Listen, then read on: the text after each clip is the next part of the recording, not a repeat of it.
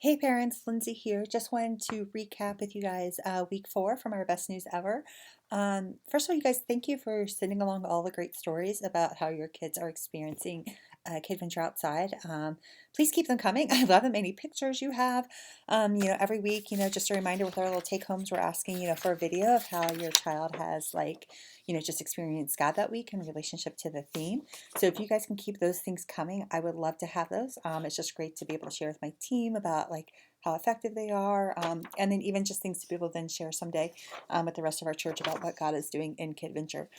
So this past week was we wanted kids to know that God loves that kids can give generously. And we used the story of the little boy who gave his lunch to Jesus, that Jesus then was able to take and multiply to feed the 5,000. So I think it's just a beautiful story and something kids can relate to really well. So just a reminder, if your kid has done anything this week to where they've given generously, we would love to have to do the video. We're using the little dandelion thing, which I kind of love because just like how Jesus was able to take, what the little boy had and would spread it around to share with everybody. I kind of feel like with that with the dandelion, you blow on it and it just spreads out and creates more and more and more. So that's why we had the dandelion this week.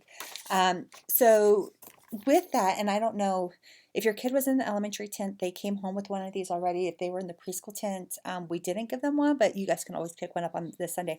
Was we gave kids these jars because we talked about again how kids can give generously, and just like in the story of where Jesus takes the meal that the little boy offers up to him and multiplies it for the 5,000, we actually partner every year, usually in November with the grown-ups, with Convoy of Hope, where you donate your money and they're able to take it and it's like they multiply it actually in terms of how they're able to serve others, and especially with the pandemic and all the fires and the hurricanes and stuff like that. I think it's just a great way for us to support this organization. So we gave all the kids a jar, and we're asking them for the next few weeks, actually 8, because we're going to actually do this all together as a church. So the adults, we'll be talking about this with you guys soon. So you guys are getting kind of like a little heads up sneak peek about the 1 day campaign. And so we want our kids to participate in Convoy of Hope as well with you guys. So we gave the kids the jar, so as they earn money, they can set it aside.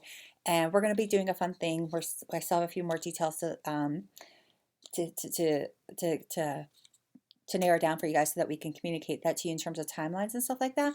But I do know that if the kids as a whole gather and give at least $150, that I think I might be getting slimed. So just a reminder for the kids of that's what's going to happen. And for kids, it's easy. Just have them do like an extra chore.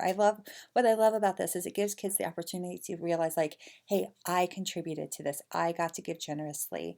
It helps them just create like a sense of pride in terms of being like, man, I got to participate in God's kingdom, instead of being like, oh, mom and dad went out and bought the thing and then we gave it to somebody. And while that's great to create conversations, by doing it this way, it gives the kids an opportunity to realize that they get to use their time, talents, and gifts to serve others. So that's why we chose to partner with Convoy of Hope in this way.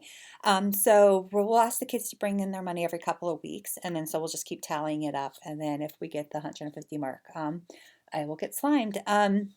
So that's what these jars are all about. So if you weren't sure about that, and if you haven't checked out Convoy of Hope, I would encourage you to look at their website just to see the work that they're doing. It's just really amazing, and all the different ways that they support others. Have the kids keep working on their declarations. Again, if they can say it to me, they'll get a piece of candy. And then same thing with their memory verse, that they can come up and say it to me as well, that they will also get a piece of candy. So that is it for week 4. I don't know. Like I said, I'm just hearing some great stories from the kids and how much they're loving it. So, and I know our team is just loving being with your kiddos. So thank you guys so much for showing up for the best news ever.